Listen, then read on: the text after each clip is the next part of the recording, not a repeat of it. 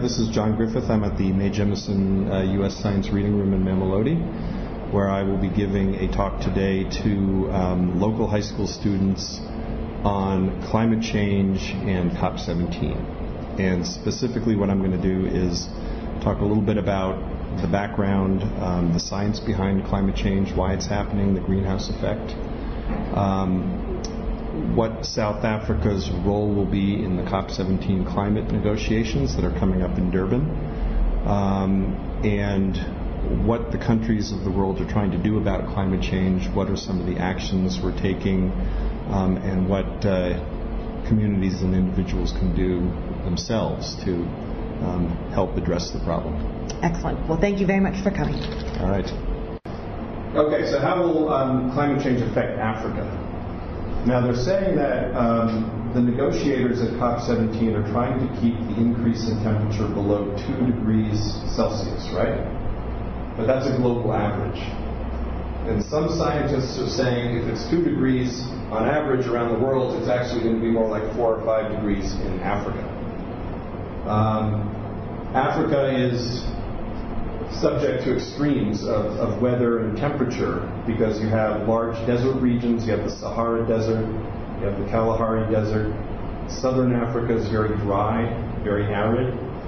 So in many ways you're more vulnerable to climate change than other regions of the world.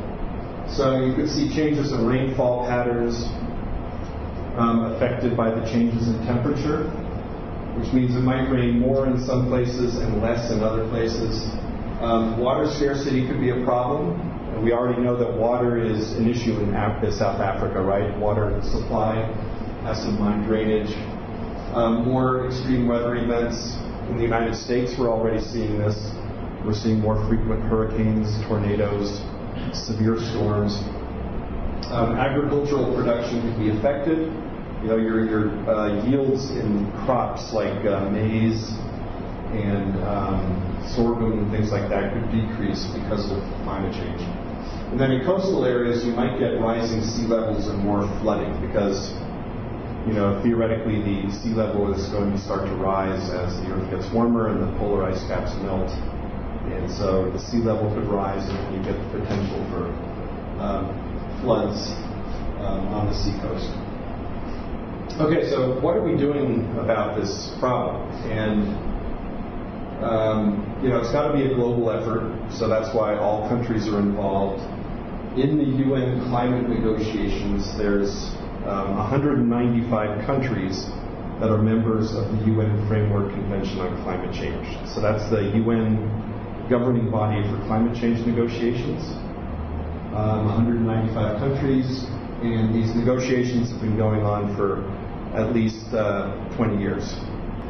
The idea behind the negotiations is trying to reach agreements between countries on limiting greenhouse gases that go into the atmosphere, and also providing funding so that countries can adapt to climate change and develop technologies to cope with climate change, basically. And a big part of this is efforts to develop clean energy, so solar, wind, power, biofuels is part of the mix. Hydropower, where there's big enough rivers. In South Africa, you don't really have large rivers for hydro, so that's not so much an option here. But in South Africa, you do have a lot of sunshine and you have a lot of wind in the coastal areas. So the government is trying to encourage development of these renewable energies. Anybody know what percentage of South Africa's electricity is coal-powered? Anybody take a guess? Anybody? Okay, is it high or low? It's high, okay. It's somewhere around 95 or 98%. It's very high. South Africa is highly dependent on coal for electricity because it's cheap and it's abundant. There's lots of coal in South Africa. And right now it's the cheapest form of electricity generation. So the government is right now tendering for companies to come in and start doing solar and wind and other renewables. And so they're hoping that with the right incentives, financial incentives, companies will start developing those resources.